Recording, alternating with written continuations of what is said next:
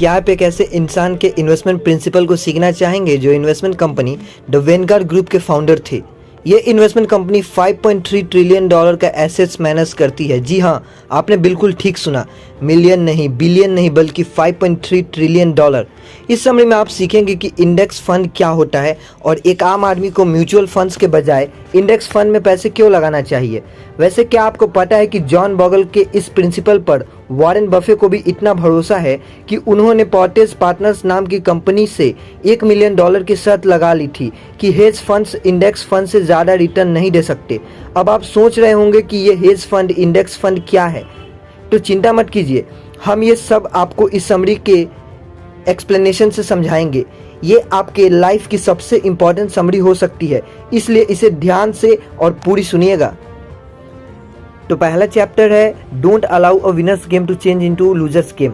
इस बुक में हम ये जानेंगे कि इंडेक्स फंड कैसे म्यूचुअल फंड से बेहतर परफॉर्म करते हैं। पहले हम आपको इंडेक्स फंड, फंड मैनेजर और म्यूचुअल फंड के बारे में बताएंगे। तो बिना देर किए शुरू करते हैं। देखिए, जब भी एक कंपनी बनती है तो उसे ग्रो करने के लिए पैसा चाहिए होता है। पैसा इकट्ठा करने का एक तरीका ये है कि वो कंपनी अपना कुछ हिस्सा शेयर में कन्वर्ट कर सकता है। मान लीजिए कि कंपनी का 10% 1 लाख शेयर में बदल दिया जाए, तो इसका मतलब है कि अगर कोई 1 लाख शेयर को खरीदता है तो वो कंपनी का 10% मालिक बन जाता है। अब जाहिर सी बात है कि इन शेयर को बहुत सारे लोग खरीदते हैं ये सोचकर कि किसी दिन इन शेयर्स की वैल्यू बैंक के इंटरेस्ट रेट के मुकाबले ज़्यादा बढ़ेगी, तो वो शेयर्स को बेचकर अपनी इनकम बढ़ा सकेंगे। अब जो लोग ऐसी इंडिविजुअल कंपनी खुद नहीं ढूंढ पाते, वो फंड मैनेजर के पास जाते हैं, यानी एक ऐसे इंसान के पास जिसे इस कंपनियों के बारे में नॉलेज है। ये लोग ऐसी कंपनी ढूंढने में माहिर होते हैं जो फ्यूचर में अच्छा रिटर्न दे सके। अब आप सोच रहे होंगे कि अगर हमारा पैसा डूब गया तो इसका रिस्क कम करने के लिए फंड मैनेजर लोगों के रुपए को एक कंपनी में नहीं बल्कि कई अलग अलग कंपनी में इन्वेस्ट करते हैं, यानी हमें सिर्फ पैसा देना है। मान लीजिए कि आपने 1 लाख दिया, मैंने 2 लाख दिया और भी दूसरे लोगों ने अपने हिसाब से पैसे दिए, तो फंड मैनेजर सारे पैसों को अलग अलग कंपनी में लगा देता है और उससे जितना भी फायदा या नुकसान होगा वो हम सब मिलाकर झेलेंगे। इसे ही म्यूचुअल फंड कहा जाता है। इंडेक्स फंड भी कुछ म्यूचुअल फंड की तरह होते हैं, लेकिन उसमें पैसा फंड मैनेजर की मर्जी की कंपनी में नहीं बल्कि पहले से बनाए गए कुछ रूल्स के बेसिस पर पैसे लगाए जाते हैं। जैसे अगर हम अमेरिका के इंडेक्स S&P 500 की बात करें तो इस इंडेक्स फंड में पैसा हमेशा अमेरिका की टॉप 500 कंपनियों में उनकी मार्केट कंपनी कैंप के हिसाब से ही लगाए जाते हैं। वैसे ही इंडिया में निफ्टी 50 नाम का इंडेक्स फंड है, यानी अगर हम इस इंडेक्स फंड में पैसा लगाते हैं तो वो हमारे पैसे को इंडिया की टॉप 50 कंपनियों में उनके मार्केट कैंप के हिसाब से लगा देंगे। हाँ, तो ये सब समझना इतना भी मुश्किल नहीं है ना। इस बुक में जॉन ने ये बताया है कि कोई भी म्यूचुअल फंड लोग रंग में किसी भी इंडेक्स फंड को मात देकर आगे निकल नहीं सकता, इसलिए हमें अपना पैसा हमेशा इंडेक्स फंड में लगाना चाहिए। आइए जानते हैं कि उन्होंने ऐसा क्यों कहा। अब अगला चैप्टर है अ पैरेबल। ग्रोटेक्स नाम का एक रईस भरा पूरा परिवार था। उन लोगों ने अमेरिका के मार्केट के सारे शेयर खरीद लिए थे। जब भी कोई कंपनी ग्रो करने के लिए अपना शेयर मार्केट में निकालती तो वो उसमें पैसे इन्वेस्ट कर देते थे। इस तरह वो और भी अमीर होते जा रहे थे। इस परिवार का हर मेंबर अमीर हो रहा था और बहुत खुश था। लेकिन कुछ समय बाद परिवार के कुछ मेंबर्स एक्सपर्ट्स की सलाह पर डिसीजन लेने लगे। क्योंकि सारे शेयर्स ग्रोटेक्स परिवार में ही थे, तो एक्सपर्ट्स ने उनसे कहा कि वो कुछ शेयर्स अपने कजिन्स को बेच दे और बदले में उनसे दूसरे कंपनी के शेयर खरीद ले। इससे ये फायदा होगा कि जो कंपनी अच्छा परफॉर्म कर रही है उसके शेयर्स से उनके कजिन्स को नहीं बल्कि उसे फायदा होगा। उन लोगों ने बिल्कुल वैसा ही किया, लेकिन रिटर्न्स बढ़ने के बजाय कम होने लगे। अब आप पूछेंगे ऐसा क्यों हुआ? क्योंकि ये एक्सपर्ट्स जो एडवाइस देते थे उसके लिए कमीशन चार्ज करते थे। थोड़ा समय बीतने के बाद ग्रोटेक्स परिवार को लगा कि उनका ये प्लान काम नहीं कर रहा है, इसलिए उन्होंने सोचा कि उन्हें और भी ज़्यादा एक्सपर्ट्स लोगों की ज़रूरत है, जिन्हें और भी ज़्यादा नॉलेज हो और जो बेहतर तरीके से उसके शेयर को मैनेज कर सके। अब वो और मैनेजर्स को हायर करने लगे। अभी उन्होंने मैनेजर्स को भी फीस देनी पड़ती थी। इसके साथ साथ जब भी शेयर्स खरीदा या बेचा जाता है तो उसके लिए उन्हें कमीशन भी देना पड़ता है। इन मैनेजर्स ने अपनी कमाई को बढ़ाने के लिए ज़रूरत ना होने के बावजूद भी शेयर्स खरीदना और बेचना शुरू कर दिया। इन सब की वजह से गोटेक्स परिवार को अपनी इन्वेस्टमेंट पर कम रिटर्न मिलने लगा। यहाँ तक कि कई बार तो उन्हें भारी नुकसान भी हुआ। तब उन्हें एहसास हुआ कि उन सारे एक्सपर्ट्स और मैनेजर्स की सलाह एकदम बेकार थी और उन्हें पहले की तरह अमेरिका की कंपनी में इन्वेस्ट करना जारी रखना चाहिए, ताकि जब जब किसी कंपनी को फ़ायदा हो तब उन्हें भी उसका फ़ायदा मिल सके। जॉन का भी यही मानना है कि अगर एक आम आदमी इधर उधर के बजाय अपने देश के इंडेक्स फंड में पैसा लगाए, यानी अपने देश की टॉप कंपनियों में पैसा लगाए और उसे लंबे समय तक होल्ड करके रखे, तो उसे ज़्यादा फायदा होगा। तो अगला चैप्टर है मार्केट बिहेवियर। हम सब जानते हैं कि किसी भी कंपनी के शेयर की वैल्यू कभी बढ़ सकती है, कभी भी घट सकती है। क्या आपके मन में सवाल नहीं आता कि ऐसा क्यों होता है? तो जॉन का कहना है कि ऐसे दो कारणों से होता है। पहला तो यह है कि उस कंपनी की अर्निंग, यानी कंपनी असल में कितना प्रॉफिट कमा रही है। अगर अर्निंग बढ़ती है तो शेयर का दाम भी बढ़ना चाहिए, और अगर अर्निंग कम होती है तो शेयर का दाम भी गिरना चाहिए। और देखा जाए तो एक शेयर के दाम पर सिर्फ इसका ही असर पड़ना चाहिए, लेकिन असल जिंदगी में ऐसा नहीं होता। शेयर के दाम पर अलग अलग चीज़ों का काफ़ी असर पड़ता है। लोगों के इमोशन यानी भावनाओं का भी इस पर असर पड़ता है। इस इमोशन को पीई रेशियो से मेजर किया जा सकता है, यानी प्राइस टू अर्निंग रेशियो से। आइए पहले इसे समझते हैं। मान लीजिए कि आप एक कंपनी में 100 रुपये इन्वेस्ट करते हैं और 1 साल के बाद ही वो कंपनी आपको 5 रुपये कमा कर देती है, तो इस कंपनी का पीई रेशियो हुआ प्राइस डिविडेड बाय अर्निंग, यानी कि पीई रेशियो 100/50 यानी कि 20। पीई रेशियो 20 का मतलब हुआ कि लोग 1 साल में 1 रुपये कमाने के लिए उस कंपनी में 20 रुपये लगाने को तैयार हैं। अगर इसी कंपनी का पीई रेशियो 50 हो जाए तो इसका मतलब है कि लोगों को भरोसा है कि कंपनी अच्छा परफॉर्म करेगी और 1 साल में 1 रुपये कमाने के लिए वो इसमें 50 रुपये इन्वेस्ट करने को तैयार हैं। इसी तरह अगर इसका पीई कम हो जाता है, यानी लोगों को कंपनी से ज़्यादा उम्मीद नहीं है, तो वो इसमें कम पैसे लगाना चाहेंगे। इस तरह पीई रेशियो का भी शेयर के दाम पर बहुत असर होता है। तो हमने देखा कि शेयर के दाम 2 वजह से कम या ज़्यादा हो सकते हैं, कंपनी के अर्निंग से और लोगों के इमोशन से। जब कंपनी कोई प्रोडक्ट या सर्विस ऑफर करके प्रॉफिट कमाती है तो उसका असर शेयर के दाम पर होता है, और जब लोगों की उम्मीद कंपनी के प्रति बढ़ती या कम होती है तो इसका भी असर होता है। हमें इसे पीई रेशियो के जरिए समझना है, लेकिन लॉन्ग रन में पीई से ज़्यादा फर्क नहीं पड़ता, क्योंकि कंपनी की असली वैल्यू उसके अर्निंग पावर से डिसाइड होती है और शेयर का फाइनल प्राइस लंबे समय में कंपनी की अर्निंग पावर को दिखाता है। अब अगला चैप्टर है how most investors turn a winner's game into a loser game. John कहते हैं कि अगर हम अपने देश के सारे इन्वेस्टर्स का रिटर्न देखें, यानी उन्होंने कितना पैसा कमाया है, तो वो मिलाकर उतना ही रिटर्न होगा जितना कि मार्केट ने उन्हें दिया है। लेकिन अगर इनमें से कुछ इन्वेस्टर्स ने इन्वेस्ट करने के लिए फंड मैनेजर्स की मदद ली है तो उन्हें उनकी कमीशन भी देनी पड़ेगी और बिल्कुल उतना ही उन्हें कम रिटर्न मिलेगा। उनका रिटर्न उतना ही कम हो जाएगा जितना उन्होंने कमीशन दिया है। आइए एक एग्जांपल से समझते हैं कि अगर हम कमीशन देते हैं या नहीं देते हैं तो इसका हमारे रिटर्न पर कितना असर होगा। इमेजिन करो कि एक स्टॉक मार्केट में है जो कभी रिटर्न कम देता है तो कभी ज़्यादा। हमें 50 साल के लिए 8% रिटर्न मिल जाता है उस स्टॉक से। सोचिए कि एक इंसान है जो 22 की उम्र से इसे इन्वेस्ट करना शुरू कर दिया और 65 की उम्र तक इन्वेस्ट करता रहा। अब आप बोलेंगे कि इतनी लंबी इन्वेस्टमेंट, तो इसका जवाब यह है कि वैसे भी तो हर कोई लॉन्ग टर्म के लिए कुछ ना कुछ सेव करता ही है। तो इस इंसान ने बैंक के बजाय स्टॉक मार्केट में इन्वेस्ट कर दिया तो उसे 8% का रिटर्न दे रही थी। अब इसके बजाय वो म्यूचुअल फंड में पैसा इन्वेस्ट करे तो फंड मैनेजर उससे 2.5% लेगा, जिसके कारण हर साल उसका रिटर्न 8 - 2.5 = 5.5% हो जाएगा।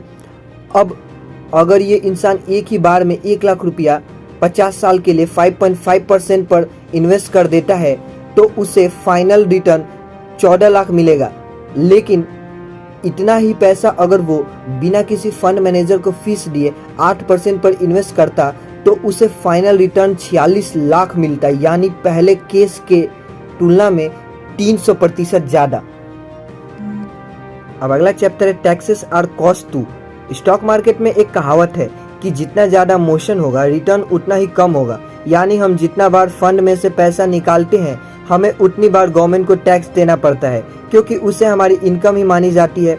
ये एक काफ़ी बड़ा खर्चा होता है। ऐसे फंड्स जिन्हें एक्टिवली मैनेज किया जा रहा है उसमें शेयर्स बार बार खरीदे और बेचे जाते हैं। अब आप सोच रहे होंगे कि ऐसा क्यों? ऐसा इसलिए क्योंकि जब जब फंड मैनेजर को लगता है कि कोई दूसरी कंपनी अच्छा परफॉर्म कर सकती है तो वो पुरानी कंपनी के शेयर बेचकर अपना पैसा नई कंपनी में लगा देते हैं। लेकिन अगर हम इंडेक्स फंड में इन्वेस्ट करते हैं और लंबे समय तक उस इन्वेस्टमेंट को वैसे ही बरकरार रखते हैं तो हमें पता है कि हमारा पैसा ज़्यादा मूव नहीं करेगा, इसलिए इन्वेस्टमेंट को टैक्स भी काफ़ी कम देना पड़ता है। आइए एक एग्जांपल से समझते हैं। जॉन बताते हैं कि पिछले 25 सालों में इक्विटी फंड का एवरेज रिटर्न 10% रहा है, जबकि अमेरिका के इंडेक्स S&P 500 का रिटर्न 12.3% रहा है। अब ये जो म्यूचुअल फंड है जिन्हें बड़ी एक्टिवली मैनेज किया जाता है, इसमें बार बार शेयर खरीदे और बेचे जाते हैं, जिसकी वजह से इन्वेस्टर को एवरेज में 1.5% टैक्स देना पड़ता है। इस वजह से फंड का रिटर्न 10 - 1.5 = 8.5% रह जाता है। अगर हम S&P 500 की बात करें तो उसमें टैक्स 0.6% के करीब है। ये रेट इसलिए कम है क्योंकि इस इंडेक्स में शेयर्स बहुत ज़्यादा खरीदे या बेचे नहीं जाते, इसलिए इनका रिटर्न 12.3 - 0.6 = 11.7% के करीब आता है। इसका मतलब अगर कोई 1 लाख रुपया 25 सालों के लिए म्यूचुअल फंड में इन्वेस्ट करता है तो उसे अंत में 6,17,000 रुपये ही मिलेंगे, लेकिन इंडेक्स फंड में 14,90,000 मिलेंगे, यानी म्यूचुअल फंड वालों के करीब 8,37,000 रुपये कम मिलेंगे। तो अब अगला चैप्टर है सिलेक्टिंग लॉन्ग टर्म विनर्स। तो अब मुद्दे पर आते हैं कि हमें किस तरह के फंड में पैसे लगाना चाहिए। एक कहावत है कि don't look for the needle, by the hashtags. John कहते हैं कि घास के ढेर में सुई मत ढूंढो, बल्कि पूरी घास ही खरीद लो। अब इसे स्टॉक मार्केट के कॉन्टेक्स्ट में बोले तो अगर हम सिर्फ उन कंपनियों को ढूंढने में लगे रहते हैं जो इंडेक्स फंड को बीट कर सकती है और उससे ज़्यादा रिटर्न दे सकती है तो ये तो एक लूजर की गेम हुई। इसके बजाय ऐसी कंपनीज में इन्वेस्ट करना चाहिए जो पहले से ही टॉप पर है। इन शॉर्ट, अपने देश का इंडेक्स फंड ही खरीद लो। इस पॉइंट को प्रूफ करने के लिए जॉन ने पिछले 36 साल का म्यूचुअल फंड का एग्जाम्पल दिया है। पिछले 36 साल में 355 नए म्यूचुअल फंड आए थे, लेकिन उनमें से 223 म्यूचुअल फंड बंद हो गए, यानी 2/3 से भी ज़्यादा आउट ऑफ बिजनेस हो चुके थे। इतना ही नहीं, जो बचे थे उनमें से 60 ने इंडेक्स फंड के मुकाबले काफ़ी खराब परफॉर्म किया, 48 ने इंडेक्स फंड के आसपास परफॉर्म किया और सिर्फ 24 ने अपने इन्वेस्टमेंट को इंडेक्स फंड से ज़्यादा प्रॉफिट कमा कर दिया। असल में इन 24 में से भी ज़्यादातर म्यूचुअल फंड ने शुरू में ही अच्छा परफॉर्म किया था, जब इनका फंड साइज छोटा था। और जैसे ही वॉरेन बफे कहते हैं, a fat wallet is the enemy of superior interest, यानी जिनकी जेब में ज़्यादा पैसा होता है वो बिना सोचे समझे लापरवाही से कहीं भी पैसे इन्वेस्ट कर देते हैं, इसलिए उनके रिटर्न्स कम हो जाते हैं। इस तरह अंत में सिर्फ 3 ऐसे म्यूचुअल फंड थे जो बंद हुए और इंडेक्स फंड के रिटर्न को बीट कर पाए, यानी 1% म्यूचुअल फंड भी लॉन्ग टर्म में इंडेक्स फंड को मात नहीं दे सकते। अब इससे पहले कि कोई सोचे चलो यार इन्हीं 3 म्यूचुअल फंड में इन्वेस्ट कर देते हैं, तो रुक जाइए, क्योंकि अब बात पूरी नहीं हुई अभी तक। असल में म्यूचुअल फंड मैनेजर्स को भी पता नहीं होता कि 355 म्यूचुअल फंड में से कौन अच्छा परफॉर्म करेगा और आने वाले सालों में कौन अच्छा रिटर्न दे पाएगा।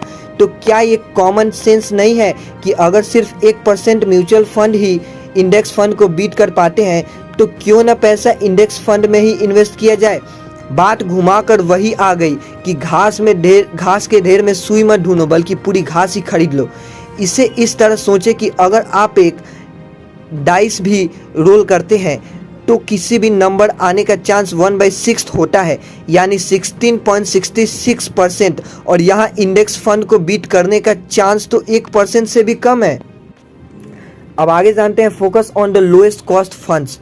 तो अब हम जानते हैं कि अगर आप किसी एक्सपर्ट या मैनेजर से इन्वेस्टमेंट की टिप लेते हैं तो आपको उन्हें फीस भी देनी होगी, और वो आपसे जितना पैसा लेंगे आपका रिटर्न उतना ही कम होता रहेगा। किसी भी म्यूचुअल फंड की सबसे बड़ी कॉस्ट होती है एक्सपेंस रेशियो, एक्सपेंस रेशियो का मतलब है कि हमारे पैसे को मैनेज करने के लिए और एडवर्टाइजमेंट करने के लिए हमसे जो कॉस्ट ली जाती है।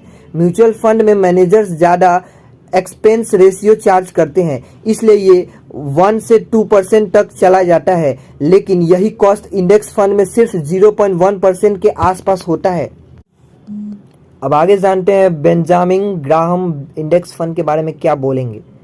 इन्वेस्टमेंट पर लिखी गई सबसे popular book the intelligent investor और सिक्योरिटी एनालिसिस के ऑथर बेंजामिन ग्राहम के इंडेक्स फंड के बारे में क्या विचार हैं। वैसे तो बेंजामिन इंडेक्स फंड मार्केट में 1949 तक आए ही नहीं थे, फिर भी उन्होंने एक बात कही थी जो इनडायरेक्टली इंडेक्स फंड के पक्ष में ही थी।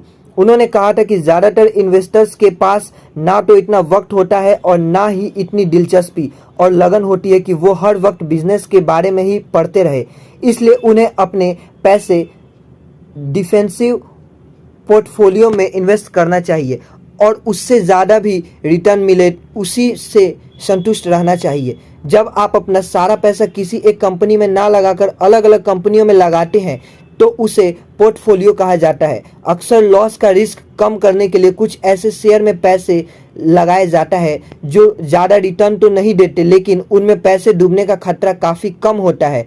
ऐसे पोर्टफोलियो को डिफेंसिव पोर्टफोलियो कहा जाता है, जिसमें पैसे ज़्यादा रिस्की और कम रिस्की दोनों शेयर्स में लगाए जाते हैं। बेंजामिन ये भी कहा था कि वॉल स्ट्रीट का मकसद बिजनेस करना है और इन्वेस्टमेंट से जो कमीशन मिलता है मार्केट उसी बेसिस पर चलता है, जिसका मतलब है कि इस मार्केट का नेचर ही ऐसा है कि इन्वेस्टमेंट को बहुत ज़्यादा रिटर्न नहीं मिल सकता। शॉर्ट में इसका ये मतलब है कि बार बार स्टॉक खरीदे और बेचने से पैसा नहीं कमाया जा सकता, बल्कि सबसे बेस्ट स्टॉक में लंबे समय तक पैसा इन्वेस्ट करके ही अच्छा रिटर्न कमाया जा सकता है। तो दोस्तों, अब हम बात करते हैं इस बुक के कंक्लूजन की। तो इस समरी में सबसे पहले हमने ये जाना कि फंड मैनेजर वो होता है जो हमारे पैसे अलग अलग कंपनी में इन्वेस्ट करता है। फिर हमें समझा कि म्यूचुअल फंड वो होता है जिसमें बहुत सारे लोग पैसे लगाते हैं और फंड मैनेजर अपनी कैलकुलेशन के हिसाब से उसे इन्वेस्ट कर देता है। यहाँ फंड मैनेजर को एक्टिव होकर इसे मैनेज करना पड़ता है। फिर हमने समझा कि इंडेक्स फंड भी म्यूचुअल फंड जैसे ही है, लेकिन यहाँ पहले से कुछ रूल्स बनाए हुए होते हैं जिसके हिसाब से पैसे इन्वेस्ट किए जाते हैं, इसलिए फंड मैनेजर को इसे ज़्यादा एक्टिव होकर मैनेज नहीं करना पड़ता, जिसकी वजह से इंडेक्स फंड में एक्सपेंस रेशियो काफ़ी कम होता है। हमने ये भी देखा कि कोई भी म्यूचुअल फंड मैनेजर ये गारंटी नहीं दे सकता कि कौन सा म्यूचुअल फंड इंडेक्स फंड को बीट कर पाएगा, और पिछले 35 साल के रिकॉर्ड के हिसाब से 1% से भी कम म्यूचुअल फंड ने इंडेक्स फंड के रिटर्न को बीट किया था। जिसका मतलब है कि अगर हम अपने देश के इंडेक्स फंड में पैसा लगाए तो वो कई गुना बेहतर होगा। हमने इस टॉपिक पर बेंजामिन ग्राहम के नज़रिए को भी समझा। इस इन्वेस्टमेंट मार्केट का नेचर ही ऐसा है कि ये तभी ग्रो करेगा जब मैनेजर्स को कमीशन मिलेगा, और ज़्यादा कमीशन तब मिलेगा जब शेयर्स बार बार खरीदे और बेचे जाएंगे, जिसका सीधा साधा मतलब है कि इन्वेस्टर्स को रिटर्न कम मिलेगा। तो अब जब आप इस फ़र्क में लॉजिक को समझ गए हैं तो सोच समझकर अपनी जमा पूंजी इन्वेस्ट करें।